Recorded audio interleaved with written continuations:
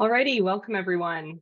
Thank you for joining me and our panelists today. My name is Dr. Catherine Pleva. I'm a clinical application specialist with the Hexoskin team, and I'm very excited to be hosting this webinar today. Today, we're very pleased to welcome Dr. Thomas Myers, Dr. Paul Ouellette, Dr. Todd Chang, Dr. Lee Evans, and Dr. Nicholas Slamman as our guest speakers. So Dr. Myers is an assistant orthopedic surgeon at the University of Rochester Medical Center. Dr. Paul Ouellette is a clinical consultant with the Vitality Health Network. Dr. Todd Chang is the Director of Research and Scholarship and an attending physician at the Children's Hospital of Los Angeles. Dr. Lee Evans is an Associate Professor of Emergency Medical at the Yale Center for Medical Simulation. And Dr. Nicholas Slamman is a Fellowship Program Director and Pediatric Critical Care Physician at Nemours Children's Health. Thank you all for joining us. And Dr. Evans, we have Jeffrey Irwin, Research Associate, joining her as well. So thank you, everyone.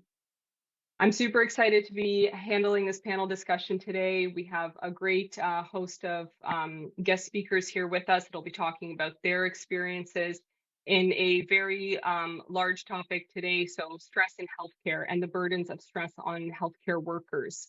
I myself come from healthcare. I've worked as an EMG technologist for about 10 years, so it's a topic that's near and dear to my heart as well. And we're very excited to show and talk about the research that's going into trying to solve this problem for the future of our healthcare workers. Workplace stress has been a known concern for the healthcare industry even before the pandemic. Healthcare workers have been experiencing harmful physical or emotional effects when the job requirements don't match workers' needs or resources. And this can obviously have negative impacts to workers' physical and mental health. Some of the working conditions in healthcare often involve emotional hazards, intensely stressful and emotional situations when caring for patients, being exposed to suffering or death, pressures from patients, from family members, and employers. There can be physical hazards, ongoing risk for hazardous exposures like infectious diseases, hazardous drugs, as well as physically demanding work like patient handling, performing surgeries, dealing with shift work, or even violent attacks from patients. And finally, there can be mental hazards. So the demands of long hours of shift work, performing various procedures, being on call, living unpredictable lives, and living in the anticipation of another pandemic or epidemic. With COVID, we've seen additional hazards, additional fatigue, stress, strain, demands, with staff shortages and consistent post-traumatic stress injuries to the as a result of the pandemic. In fact, many healthcare workers are stressed out and stretched too thin, and we're seeing reports that over 90% of healthcare workers are experiencing high levels of stress. They're experiencing anxiety, frustration, exhaustion, and burnout. And over 75% are saying that they're feeling overwhelmed. And this is a report from 2020 at the height of the pandemic, but I suspect these numbers haven't changed all that much. So as a result, at Hexoskin, we're working with healthcare workers and researchers to actively monitor stress levels through our health monitoring platform and support the development of strategies to reduce some of these burdens. Again, we're going to have an exciting discussion today from our panelists about some of the stressors they face, how they're using Hexoskin to solve some of those challenges, and what their vision is of a healthier workplace for future healthcare workers. Before we get into that discussion, Dr. Myers wasn't able to join us today. He wasn't able to join us live, so we do have a recording. So we'll start off our webinar with his video that he sent us previously. Hi, I'm Tom Myers. I am from the University of Rochester. I'm an orthopedic surgeon. I specifically specialize in total joint replacements. And I do regret not being able to join you there in person. Some of our COVID challenges include staffing turnover. So it's a clinic day for me. And I have some PAs and nurse practitioners that I'm training. We're still trying to get them up to speed. But I do greatly appreciate Carry Technologies opportunity to kind of tell you a little bit about what my experience has been. I've been playing around with the shirt. This is an idea that I've had going on for a few years, and I can talk a little bit about the journey. So again, I do total joint replacements. It's a fairly demanding surgery. Just to give you an idea, I'm 47. I'm still in pretty good shape. It's like the Toby Keith song. I'm not as good as I once was, but um, I can still work out hard. If I work out hard for half an hour, I can burn maybe 175, 200 calories. If I do a primary total joint, the preliminary data on the shirt says I'm burning anywhere from 200 to 300 calories in about 40 to 60 minutes. If I do a redo joint or a revision where it's about 3 to 4 hours, that surgery, where I have to tear the implants out of the bone, I have to work a lot harder. There's a lot more stress going on, whether it's physical or psychological stress, because um, it's difficult to say because both are happening. Point is, I can burn up to 1,000+ calories. And so who cares? Like, what does that mean? Why should anybody care? Um, we want to show, like, we know this is total joint surgeons that it's tough work, and so we're interested in the future of our profession. We're interested in continuing to recruit the best and the brightest. We want diverse people. We want diverse ideas. There's a lot of talk in orthopedic, well, in the medical sphere about how orthopedic surgery is one of the least diverse specialties, and that could be for reasons that I don't know that we fully understand, but some of it is just this idea that the work is too physical, or um, you got to be kind of an ex jock or an ex athlete. You know, I don't know about that, but I think we need to kind of wrap our heads around, or the science around exactly what does that mean. So I want to capture what it takes from a physiological perspective to do total joint replacements for 3 or 4 reasons. Number one, not that I expect many people to be sympathetic, but physicians across the board, not just orthopedic surgeons, undergo every year a reduction in our reimbursements. And since I've been doing total joint replacements, the reimbursements for total joints are dropping about 3 or 4% every year. So multiply that by 10 years. That's kind of what we're seeing, and it drives a lot of, for better or worse, this is a conversation for a different time. We can't be in private practice anymore. We can't control the relationship between the physician and the patient. It drives a lot of physicians to hospital employment, where now the hospital kind of um, owns and dictates how the medical care is going to go. Again, a discussion for another time. But the point is that there's probably, I don't know what the end game is for, if you want to continue to recruit the best and the brightest, because just assuming that we all go in this just to help people, because I think everybody can help people. I mean, my mailman helps me when he delivers the mail, but the point is, I don't think it speaks to society at large if you do not want to adequately reimburse your physician. So how do we show that the work that we do is worthwhile, and that the work that we do is very demanding physically? And how are we going to, as total joint experts, people that do big revision surgeries, how are we going to recruit people into our field to do this work when I retire? um, I'm trying to protect against that kind of stuff. And so I know one way isn't to continue to decrease our reimbursement. And so I want to show how hard the work is physically. That's one aspect. Second is, I did orthopedic training with a gentleman who now heads the sarcoma research at the University of Pittsburgh. Fantastic guy, one of the best guys you'll ever meet. He had osteosarcoma as a high schooler. He went through residency with an above the knee amputation.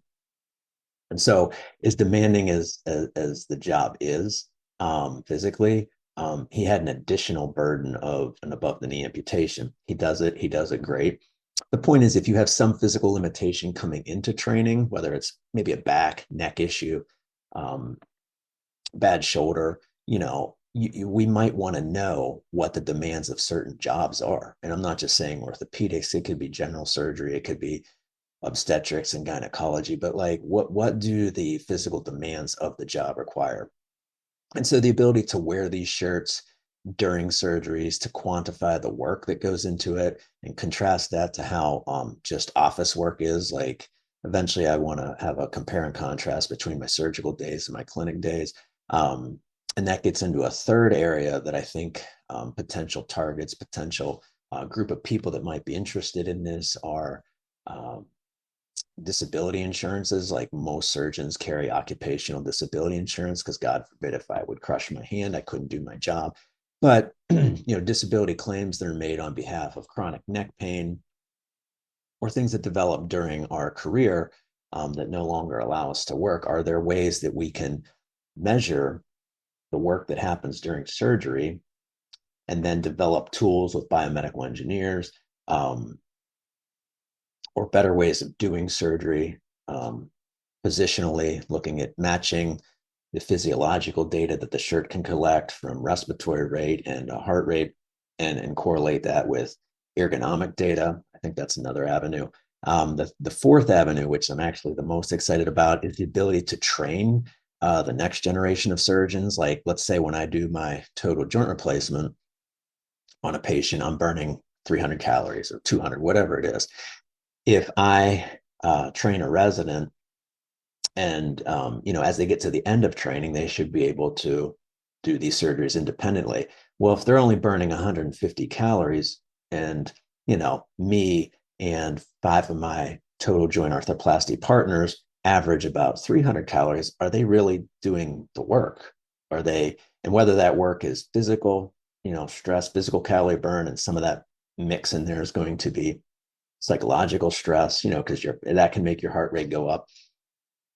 And it's hard to separate that out right now. But the point is that is somebody really doing the work if the caloric burn is too little? Or what does it mean if it's too much? So, and maybe you should see a progression as we allow them as first years and second years and third years to see a certain amount of like I would consider it a physiological stress response or training response, whether, however we want to kind of eventually wrap our heads around it. And then um, another thing that I'm doing is measuring interoperative communication, because surgery is a team sport. And the ability for me to, and the analogy that I always give to people so they understand is like, we'll just use Tom Brady, and maybe not Tom Brady now, but Tom Brady 5 years ago.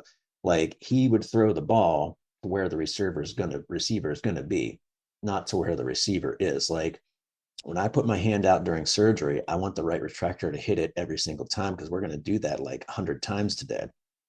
And if I have to stand there and wait a second times 100 seconds for that one retractor times 30 retractors that we might use during that case, all of those seconds add up. Okay.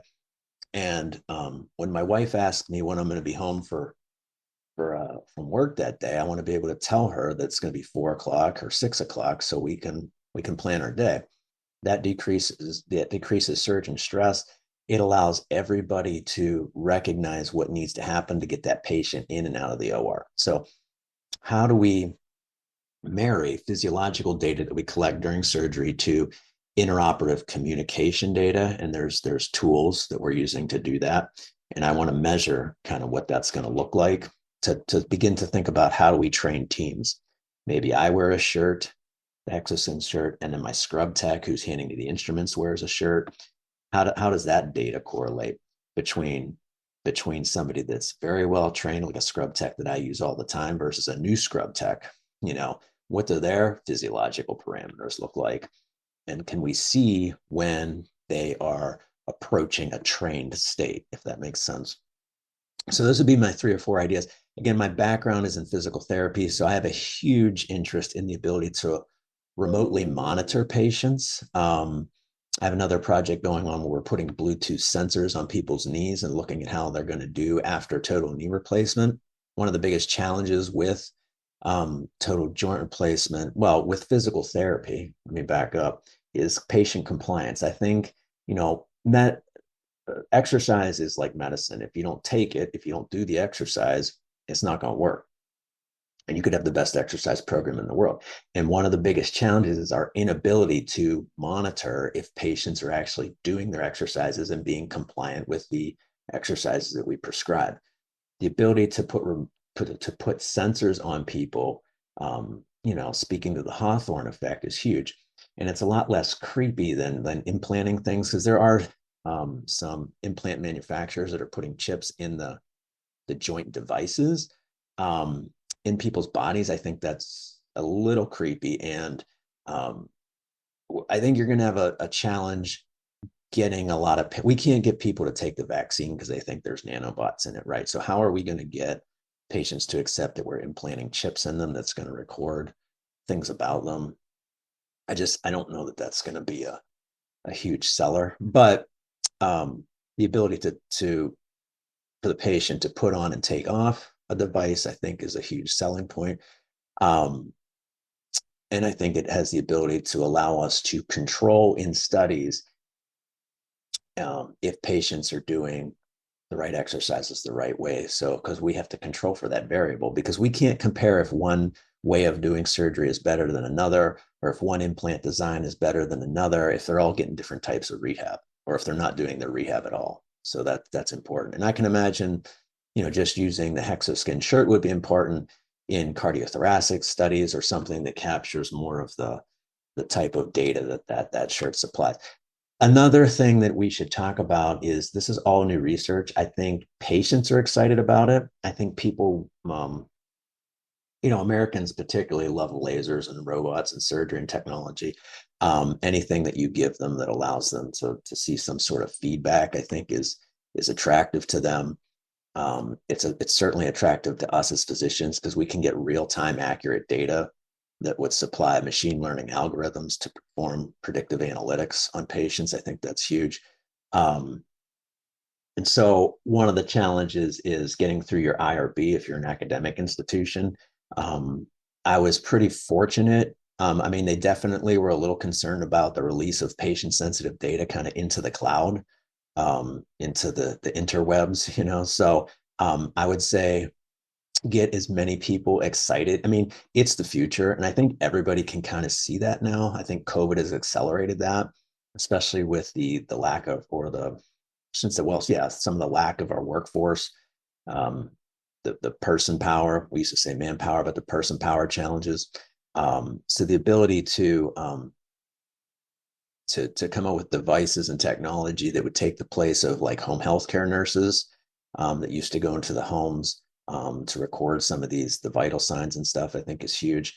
But getting that through your IRB to study it, because a lot of the IRBs traditionally don't know how to handle this stuff, and now you're going to have to bring in the IT guys, the tech guys, and they have to vet the security platforms, and just to make sure that the patient data doesn't go exposed, because as you can imagine, if that happens, that's gonna be a big damper on any future projects, because now you got the government coming in with HIPAA violations and all that kind of stuff. So I would get backing of your department chairs, of your as many senior research people as possible, get them excited, try to get them interested in the future of this, and seeing why it's important. Because I think having their backing and support goes a long way within your institutions to help help them get you in front of the right people to um, uh, further advance your research ideas and concerns. But happy to talk to anybody if you want to reach out. Hopefully this was helpful. I probably ran a little bit long, but hopefully you found it interesting. Good luck. All right. Excellent discussion from Dr. Myers. Sad that he couldn't be here, but he pointed out a lot of really great ways that, stress is being monitored and analyzed within healthcare from a surgical perspective, looking at reimbursement codes, disability insurance, how we can develop better tools, set up workflows and surgeries in a more ergonomic fashion, as well as talking about how Hexoskin and remote patient monitoring tools can be applied to monitoring patients after surgeries as well. So really great insight into how the surgical world is using Hexoskin to monitor stress and workload levels. Now let's turn over the discussion to some of our panelists here. So Dr. Slamman, why don't we start with you? Maybe you can introduce yourself, talk about your specific work and how you're using or have been using Hexoskin to monitor stress in your specific department. Sure. Thanks, Catherine. Can everyone hear me okay? We sure can. Thank you. All right. Great. Thanks for the invitation. It's wonderful to work with Hexoskin again. Dr. Myers, I think, made a lot of good points, and I'm probably, like many of the panelists, going to echo some of those points. I work in the intensive care unit the pediatric intensive care unit at Nemours Children's Hospital in Wilmington, Delaware.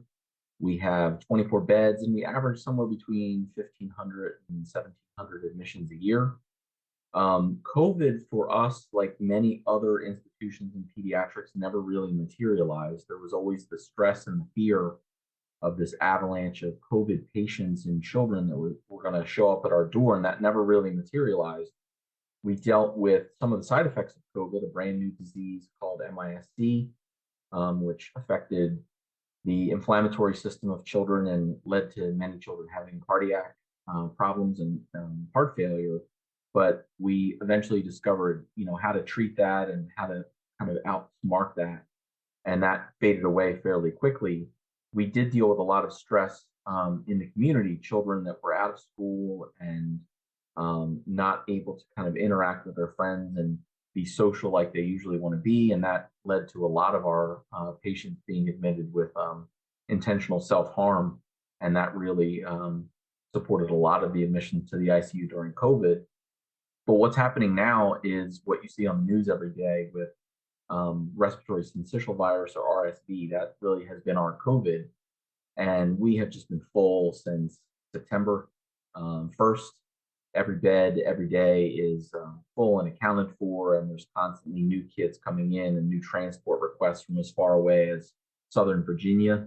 For us, normally our catchment area is the Wilmington area, Philadelphia area, and New Jersey. And now we're taking and getting requests from patients very far away that we don't have places to put them. So in my specialty, I kind of divide things into acute stressors, like a patient who has impending respiratory failure and needs someone to put a breathing tube in and put a central line in and put an arterial line in, and that patient could die, and all the acute stress that comes for the patient, the family, and the caregivers that are providing care. And then there's cumulative stress. It's sometimes hard for me to believe that I've been doing this now this will be my 22nd year of taking call in the hospital, sleeping on a cot in a call room when I'm able to do that, and working nights and working weekends. So that cumulative stress, I think, also affects people over time. My first experiment with Hexoskin really centered on those acute stressors. So I picked 4 different things that I thought were really stressful for a critical care doctor: putting in a central line, putting in a breathing tube, rounding on the patients every day, and then having a family meeting where a difficult piece of information had to be delivered to the family, like your child may not survive, or your child's been diagnosed with a devastating illness of cancer. And our practitioners wore the shirts. Most of them were attending physicians and fellow trainees in our unit. And what we found was that the most acute stressor, based on the Hexoskin data of heart rate variability and Poincare plots that we then looked at, the narrowest Poincare plots were associated with some kind of activity where not only was there mental planning, but there was physical execution. So as you could expect, intubating a patient and putting in a central line were our most stressful. And I thought it was a little bit interesting that I would have guessed that getting the airway is the most stressful piece for most critical care practitioners. If you don't get the airway, the patient will die, and they'll die quickly and kind of right in front of you, and it's very dramatic and scary. What actually turned out to be more stressful was the central line insertion, according to our data. So there was a lot of pre-planning and talking to the parents and getting consent and setting up all your equipment in a sterile fashion like it would be done in the operating room, making sure you don't make any mistakes during that, getting the patient properly positioned, accessing a vessel that is very, very small with a very sharp object, making sure the wire goes into the patient without causing any arrhythmia, delivering the catheter and making sure the catheter works and is properly positioned without causing a pneumothorax or dropping the lungs. So there was a lot of emotional and mental investment as well as physical skill that went into putting in a central line, and we discovered that was our most stressful procedure out of the 4 that we measured. You asked about other life things and other projects that I may be interested in and want to think about with Hexoskin. I think number 1 is really that real life acute stressor. Is there any kind of mitigation? If and you've measured that central line and putting a breathing tube in get you stressed, is there anything you can do about it beforehand? taking a pause or deep breathing or yoga or any of the other things that maybe people use when they're stressed out, can that help not only calm you down, but can it improve your performance and improve your success rate? So that was one. The second idea that has come to mind multiple times over the years, and Dr. Chang is an expert in this, and I'll defer to him as well, but using the Hexoskin in simulation. I think if you practice a procedure over and over again, when you then are asked to execute it in real life, you maybe feel like you've gone through it before and you're more prepared, and there's less of that anxiety reaction, there's less of that fight or flight reaction. And he and I have both dabbled in mannequin simulation and virtual reality simulation. And the question is, can you raise the level of realism for those simulation activities to the point where it kind of mimics what you may go through for a given procedure or a given scenario that you may face in pediatric critical care or pediatric emergency medicine, but at the same time, maybe not make it so unbelievably stressful that it then becomes unrealistic and you haven't learned anything or you haven't really prepared yourself in any way.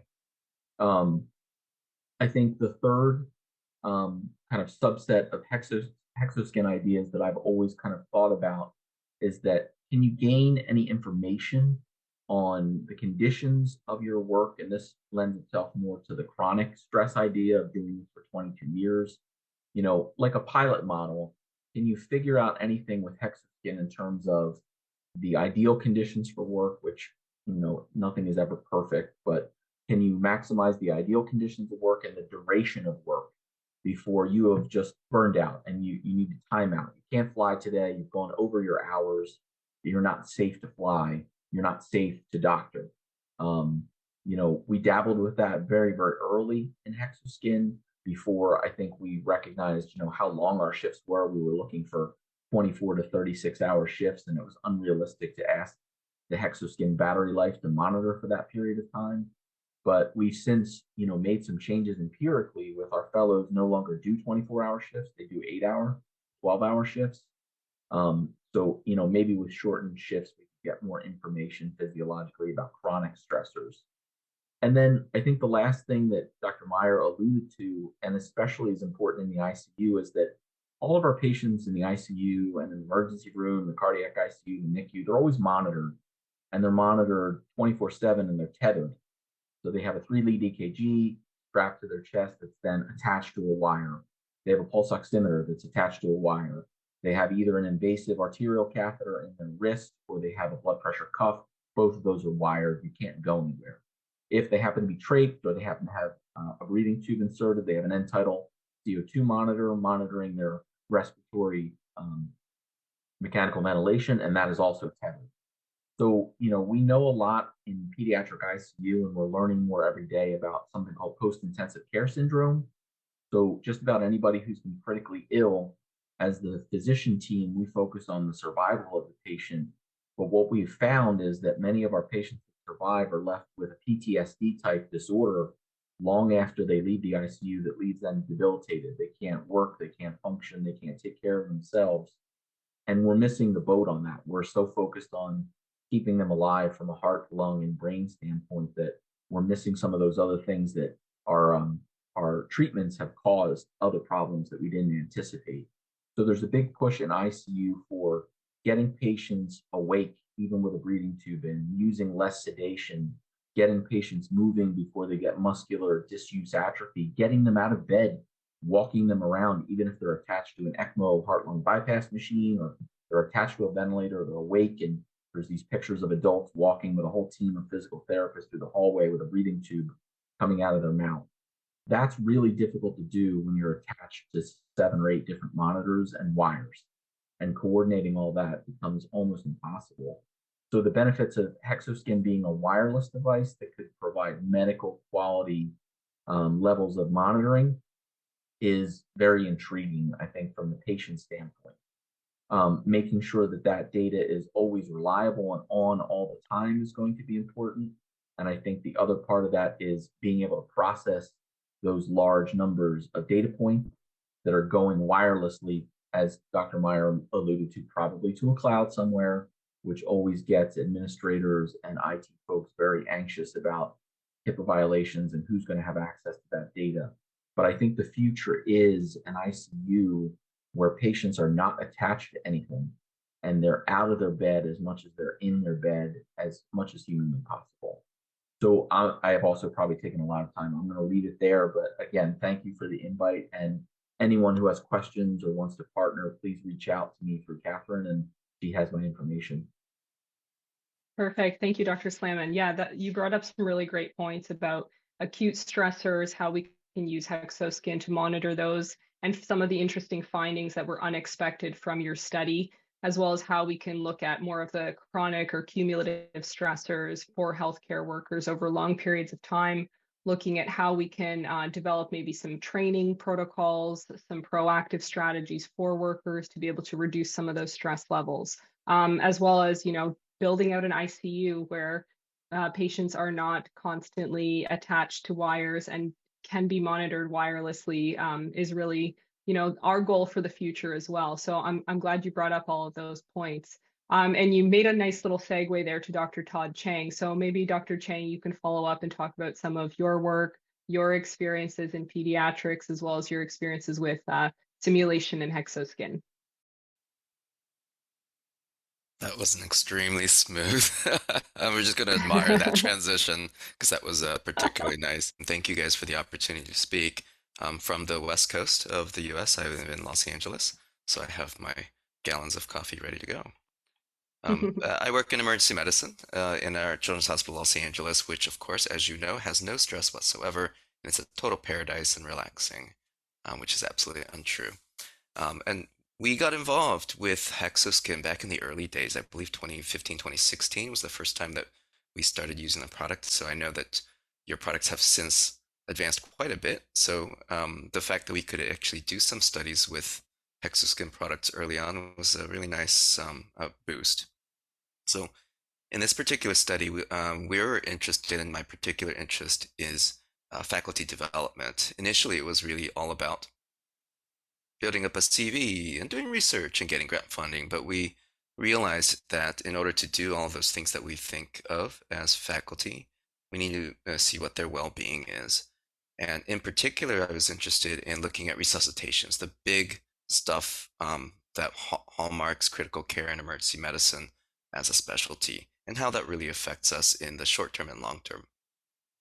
This was a study that we were able to place Hexoskins during shifts underneath our normal workloads, and most of our faculty and fellows. This was completed back in 2016, 2017. And what we measured were a couple of things that the Hexoskins could do and other things outside of it. So we measured heart rate changes. In particular, we looked at the question whether your heart rates changed if you had a resuscitation during a busy shift versus if there were no resuscitations, but you just had a busy shift. At the time, we worked 8-hour shifts, and we categorized any shifts with an event, such as an emergency severity index level 1, which for those of you in EM, you know what this means. For those of you outside it, it's the patient where everyone has to interrupt to rush up or there. So think CPR and things like that. We also tracked the more indolent ones like status epilepticus and anaphylaxis. Those are resuscitations that are slow, but everyone needs to be in the room. And so if you had a resuscitation, then you were in the gray bar. If you did not have a resuscitation, but had just a busy shift, you're in the black bar.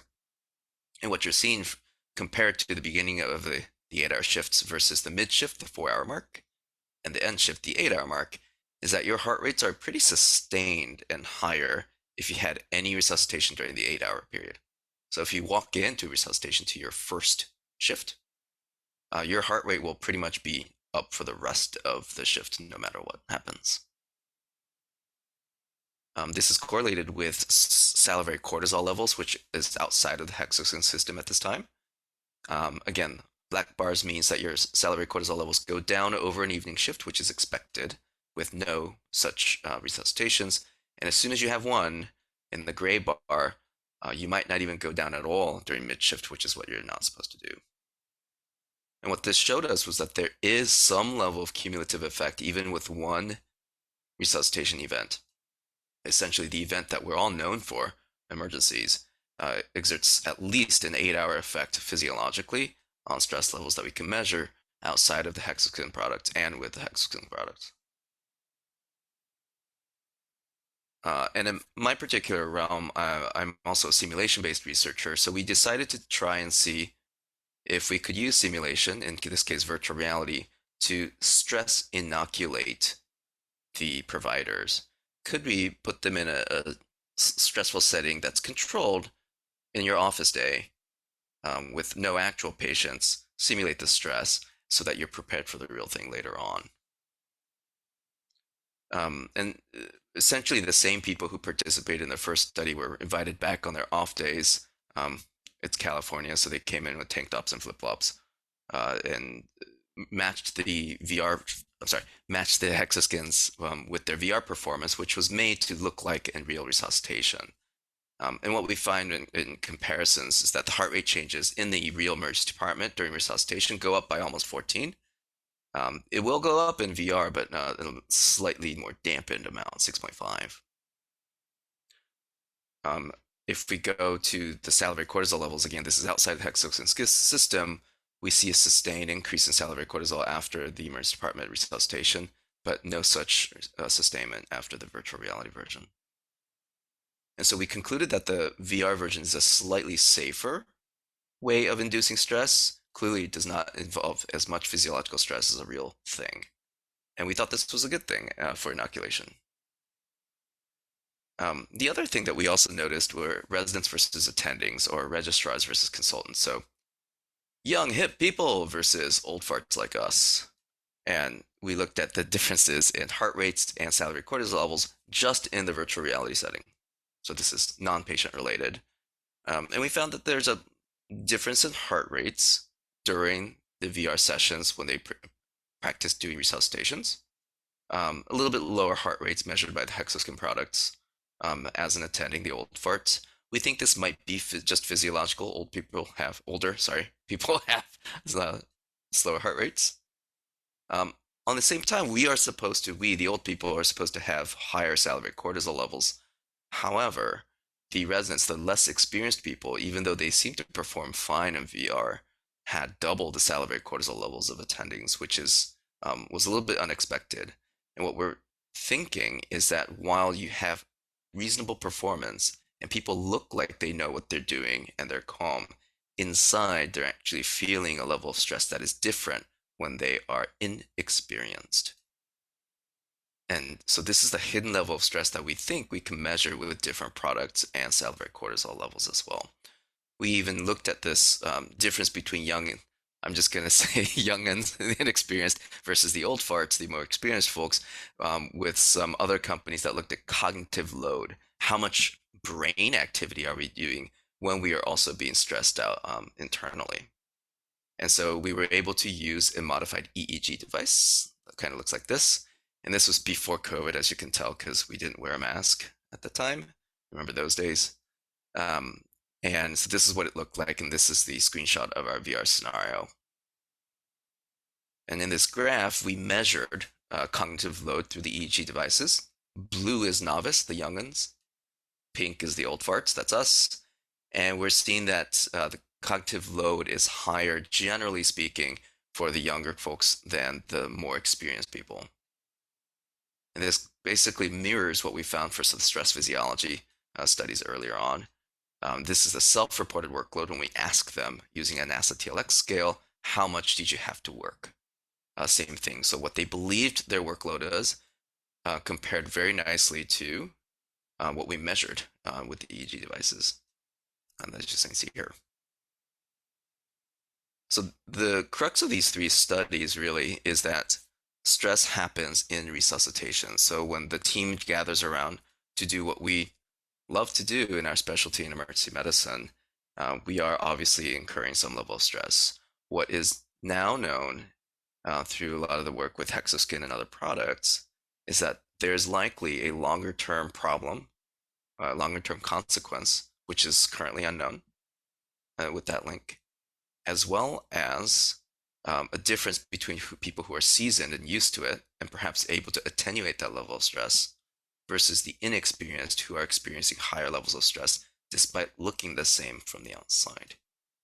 And so that's those are the current findings, and we're excited to continue this type of research. Thank you, Dr. Chang. Very interesting work that you're exploring, looking additionally at the mental cognitive workloads with the EEG cap. So that's adding an additional layer to that type of multimodal model that you're developing. So very, very cool work, especially within simulation. And then comparing the difference between younger trainees versus seasoned clinicians as well. Dr. Evans, you do a lot of work in simulation as well. It would be great if you could follow up and talk about your experiences with stress and the research that you're doing. So again, thank you for inviting us. We're going to be presenting our research that we're doing with the use of Hexoskin. And as a little bit different than Nick and Tom, we are emergency medicine physicians with adults. So we really bared a significant burden with, hold on, I'm having a difficult time advancing my slides. Let me just, with COVID, and we're still struggling with it now. So as a disclosure, the research that we're going to be discussing is funded by the Agency for Healthcare Research and Quality. We received an R01 grant for a 2-year grant for improving patient and clinician safety during COVID-19 through a rapidly adaptive simulation intervention. So we actually, in our study, used simulation as an intervention to see if it had an impact on emergency medicine physician stress levels. And just as a background, the extended pandemic response has had a very profound impact on emergency medicine providers, both in terms of the increased lack of confidence in how to deal with all of the information being provided to us in terms early in the pandemic, in terms of how to manage patients. We were actually doing chats, trying to decide how to treat these patients. And this led to an increased work burden. And in a profession where there's already a significant amount of burnout, with 61% of emergency medicine physicians reporting a high level of burnout, the COVID-19 really increased our threats. And this has been linked to depression. So we use high fidelity mannequin simulators at our simulation center, which is the Yale Center for Medical Simulation. And it really focuses on medical student training and resident training as well. And at the beginning of the pandemic, with the fears of how this was going to impact on medical students were actually taken off of their clinical rotations and unable to care for patients in the hospital. So we developed a telesimulation program for our medical students so that they could still do the high fidelity mannequin simulation, but do it virtually. And it turned out to be very successful, and we published that. And based on that, we were able to use this telesimulation technique in terms of our intervention in this study. And it still allowed us to have teamwork and communication skills evaluated. So the study design was, we were assessing the efficacy of a simulation intervention on physician stress and anxiety during the pandemic through a randomized clinical trial, assessing changes in heart rate variability as a physiologic measure of stress and a state trait anxiety inventory as a measure of physician anxiety.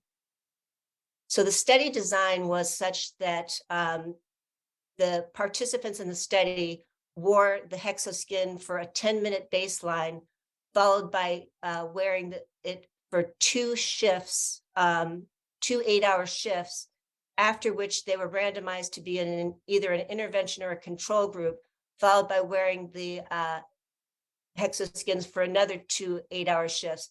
And our hypothesis was that the intervention group that received training in how to manage COVID-19 patients would actually have a decreased autonomic nervous response in the shifts following the intervention.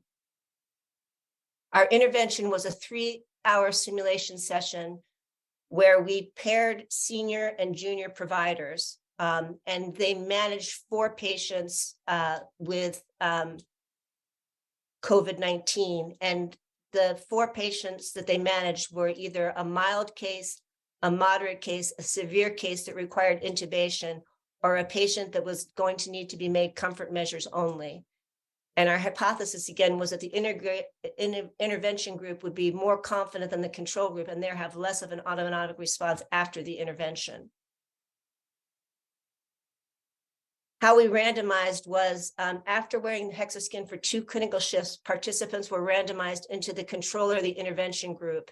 And you were randomized as either a junior or a senior provider. A junior provider was considered a 1st through a 3rd year resident, and a senior provider was either a 4th year resident, a fellow, or an attending.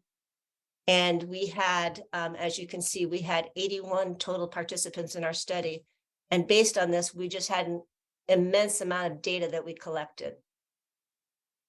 And heart rate variability is a known marker of the autonomic nervous system. And it's been found in previous studies that there's a decreased variability for instance, in surges during night shifts, and the decreased variability, again, is associated with an increased autonomic response. So here's an example of how we used heart rate variability as a marker of the autonomic nervous system. On our shifts, the residents and the providers that were wearing the Hexoskins, we actually were able to timestamp based on their clinical shifts, the arrival of COVID patients, as well as other things that happened during the shift. And then we used this to, again, come up with looking at RR intervals and the RMSSD, which is the time domain measure of root measure standard deviation of sequential R to R intervals. And we found that this is known to be more resistant to respiratory artifacts than other HRV measures. And we looked at 5-minute intervals, and then we try to determine where to pull the intervals. And as Tom mentioned in his studies, we actually looked at we used the end of the shift as the opportunity to look at the cumulative stress of a whole shift. And now I'm going to let Jeffrey Gerwin, who is our research associate, talk about the complicated nature of needing to analyze our data. Hey, everyone. Hopefully you can hear me okay.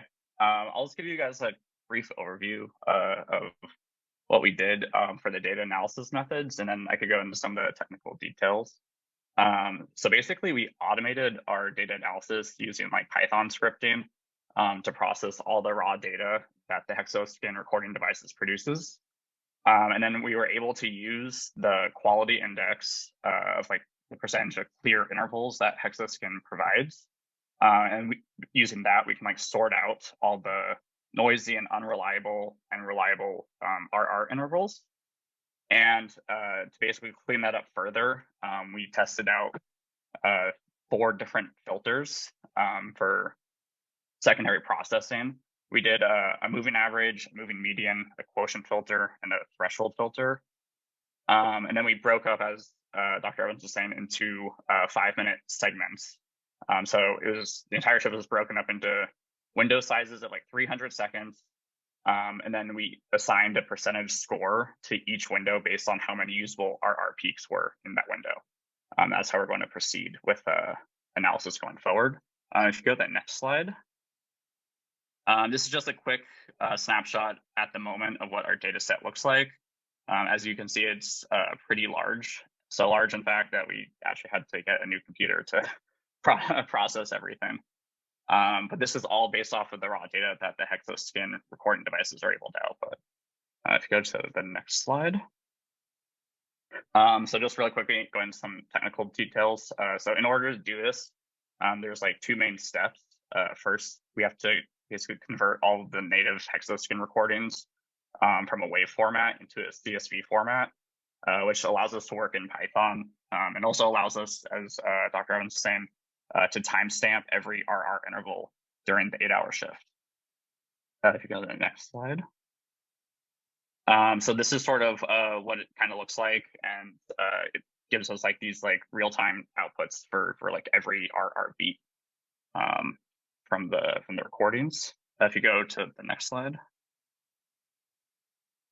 So we are able to use a handful of these like different Python packages that have been backed like literature and associated with like HRV analysis and other studies. And we started to use these and combine them all to come up with our own algorithm. So if you go to the next slide. So basically, just as I was mentioning earlier, we filter out the data by removing all the noisy and unreliable data that is provided by like Hexoskin's bit scores. And then we remove any of the RR intervals that are outside 3 standard deviations, so it doesn't impact any of the analysis in the future. And then finally, we apply like a threshold filter. After testing the 4 different ones, we determined the threshold filter was probably the best one to go with. And that looks at every single RR interval and is able to identify peaks that are over 150 milliseconds higher than the previous beat. So it keeps it consistent and makes sure there's there's not aberrant beats beat to beat. So that filter is able to remove those. And then if you go to the next slide, we basically, as we were saying, able to break up the entire 8-hour shift into 5-minute windows per each recording. And basically what I just explained was the analysis is applied to each individual window. And then it gives us an output, which if you go to the next slide, it looks like this. And we're able to then analyze every 5-minute window with basically beat by beat analysis per line. So like each output has about like 34,000 lines of data. So yeah, that's what we're currently working on right now, and a little bit more technical detail than you probably want to hear, but I'll turn it back over to Dr. Evans. I just want to mention that you can see up in that left-hand corner the Arizona emblem, and that's the University of Arizona, which is where we have a collaborator who's really been doing all of this work for us in a big effort to save expenses on how much it would have cost for us to use another data output measurement. And that's Gustavo Olivares Almeida at University of Arizona, who's been helping us with this study. Okay, so that's really what we wanted to present. And then we hope to, again, use simulation in the future we're going to use this data additionally to look at also if there's gender differences, and also to continue to use simulation as an intervention in the future, potentially to address, healthcare stress impact on providers. So thank you very much. Thank you, Dr. Evans, and thank you, Jeffrey, for that in-depth walkthrough of your data, your study planning, your data analysis. It really speaks to, the capabilities of how Hexoskin is able to collect all of that data and what you can do from a research and development perspective to actually build out your own algorithms, which, from my understanding, can then be used to proactively, monitor healthcare workers, clinicians in the situation, and then be able to advise on those types of intervention protocols, like Dr. Slamman mentioned, maybe some breathing, some deep breathing, some meditation prior to doing these types of high stress work tasks. So that's really great work. And speaking about that data, I do want to acknowledge that we are at the top of the hour, and I appreciate those who can stay, but I do want to turn it over to Dr. Paul Ouellette. Dr. Ouellette has a lot of experience with algorithm development, and we've talked about some of the data that Hexoskin can collect, some of the capabilities that we have in terms of monitoring stress from a workload perspective and energy expenditure perspective. We've looked at heart rate and cortisol levels. We've explored different HRV metrics that we can get from the ECG, the RR intervals. Dr. Ouellette, I'll turn it over to you and let you speak about, what other metrics we can look at for the future and where we can really take the future of Hexoskin research when it comes to monitoring stress on an active or proactive level. Thank you very much, Catherine. And I'd like to thank, of course, Hexoskin for having me participate with this excellent group of panelists to share their research on that, on stress involvement in healthcare. And I'm from the older generation, meaning that I've worked 40 years in adult critical care, and I certainly can relate to what Dr. Slaman is talking about stressors, and airway. Airway is probably the most stressor that I was involved with in my career, throughout my career. Now, what we can see now is that we moved from an invasive approach of healthcare. When I started, everything was invasive. I'm talking about pulmonary artery catheters and you know, all these invasive probes that we use. And it eventually moved to a minimally invasive healthcare system. And now with the wearable biosensors, we're really going into the non-invasive approach. And I think we can gather just as much information with the wearable biosensors than we have been with the invasive approach. What I feel and what I see here as very interesting is that we all know about stress. We all have been living with stress, but now we can quantitate the amount of stress and quantitate the cognitive load that is related to our clinical interaction. And today, particularly with the COVID issue, it gets more and more to what we have been hearing from various healthcare societies 20 years ago, saying that we will go through very, very staff shortage in as far as healthcare providers, and the burden that we now have reached a point where the patient security and safety is a daily preoccupation, just to say the least. And I do admire the intelligence of our panelists in their quest for better patient care through their respective innovative research on stress in healthcare providers.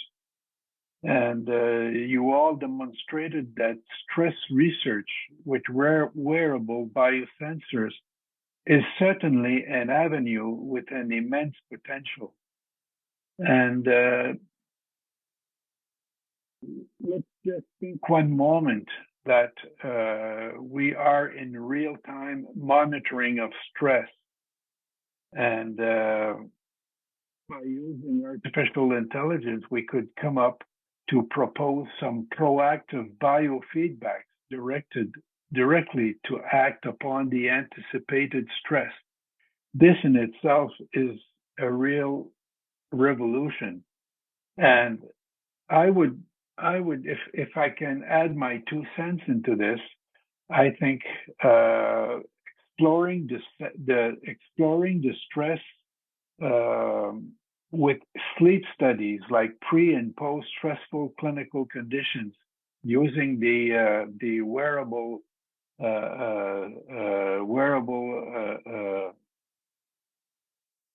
biosensors,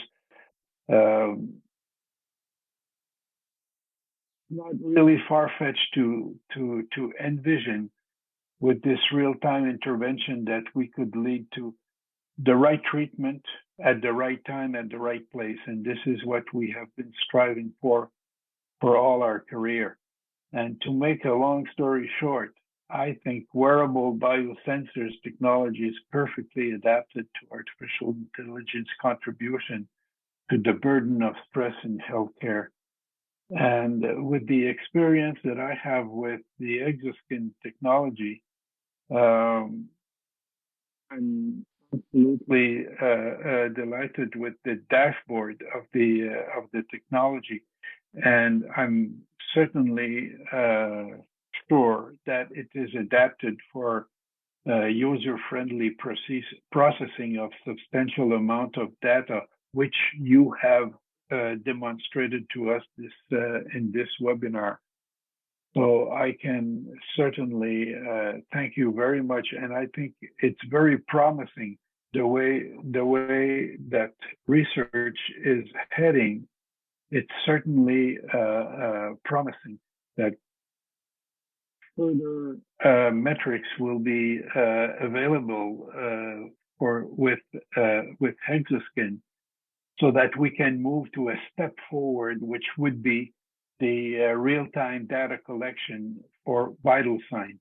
And my personal wish would be that if vital signs could be developed with the vital signs monitoring through biosensors, that would be certainly a big breakthrough for healthcare provision in the years that we are facing right now.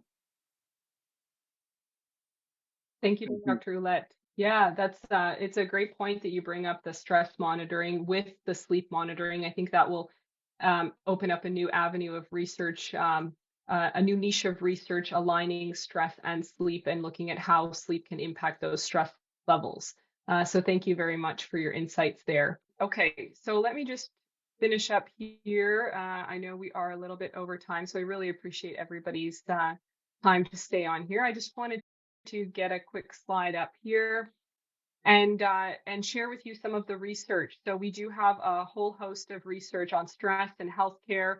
The list is growing from our research community. So I do invite you to check out our webpage. You can use the QR code to scan and access some of this research that we have here. So we are, updating it on an ongoing basis. And I really look forward to the upcoming research from Dr. Evans, Dr. Chang, Dr. Ouellette, and Dr. Slamman, as well as Dr. Myers, who presented earlier today as well.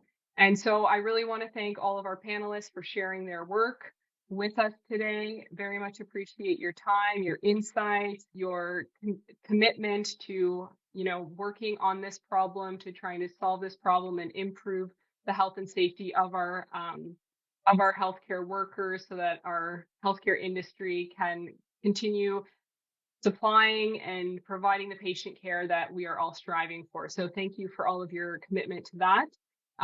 Let's stay in touch. We do have the Hexoskin website. If anybody wants to get in touch with any of our panelists, don't hesitate to reach out to us and we can put you in touch with anybody who's presented here today. Thank you all and have a great rest of your day. Take care.